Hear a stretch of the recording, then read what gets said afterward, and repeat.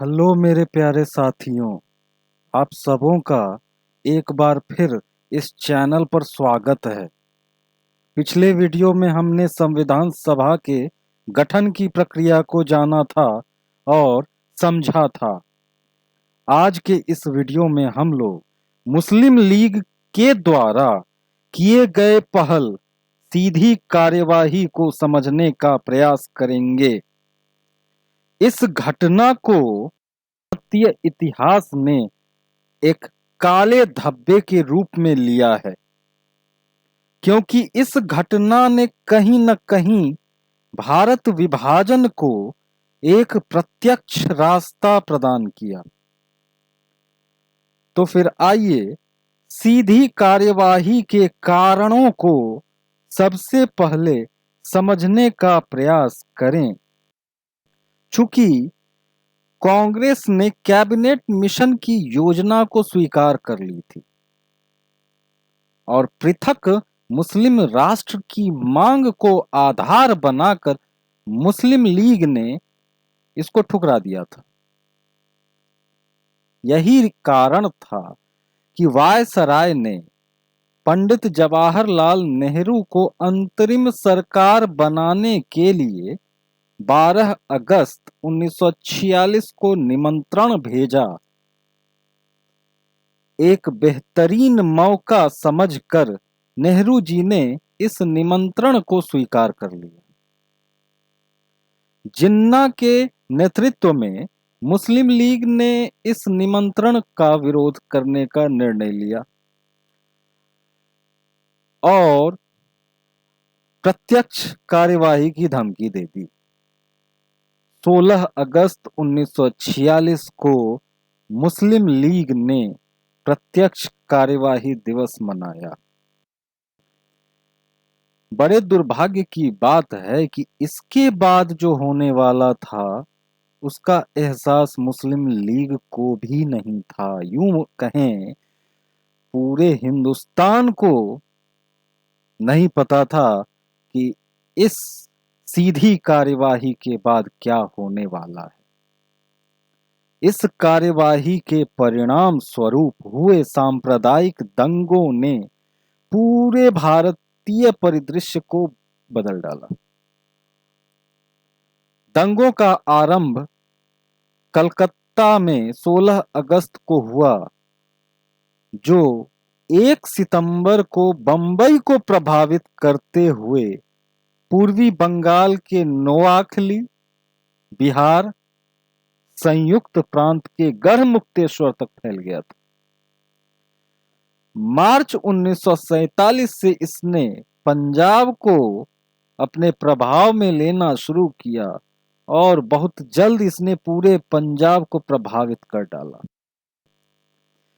16 से 29 अगस्त तक कम से कम 4000 लोग मारे जा चुके थे और 10,000 से ज्यादा लोग घायल हो चुके थे। पूर्वी बंगाल के नोआखली और टिप्पुरा जिले में जो हुआ उसकी तो कल्पना भी नहीं की जा सकती। अगर आप वर्तमान में भी अगर उसकी कल्पना करने की कोशिश करेंगे तो शायद ये असहनीय हो जाएगा, क्योंकि इन जगहों पर हत्याओं से ज्यादा संपत्ति पर आक्रमण और बलात्कार की घटनाएं ज्यादा हुई।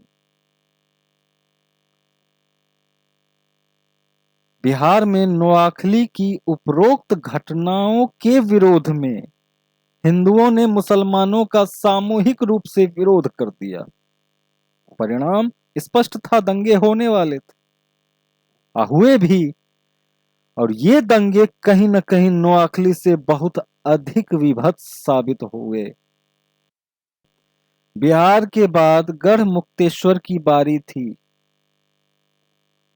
दंगों ने गढ़मुक्तेश्वर को भी नहीं छोड़ा। हिंदू तीर्थयात्रियों ने 1000 मुसलमानों की हत्या कर दी। मार्च 1948 जाते जाते लगभग 60 लाख मुसलमान और 45 लाख हिंदू व सिख समुदाय के लोग शरणार्थी बन चुके थे। इस पागलपन और मूर्खता के बीच विवेक, साहस और गरिमा का एक बेहतरीन उदाहरण सिर्फ एक इंसान ने प्रस्तुत किया, वो थे गांधी जी। उनके सहयोगियों ने उनको मना किया कि आप वहां पर मत जाइए, लेकिन फिर भी देश की रक्षा को ध्यान में रखते हुए ये वहां पर गए। वहां पर जाकर, नोआखली में जाकर इन्होंने स्थितियों पर नियंत्रण स्थापित किया।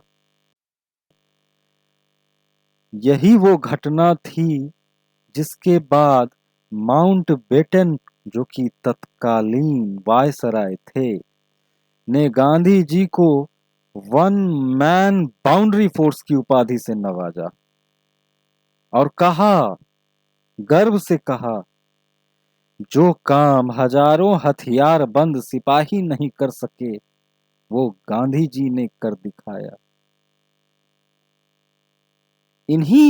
कारणों इन्हीं कारणों के कारण इन्हीं कारणों के कारण इस घटना को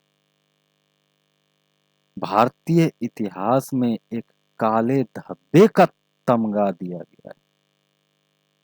धन्यवाद। अगले वीडियो में हम लोग फिर से कुछ नया सीखने का और समझने का प्रयास करेंगे।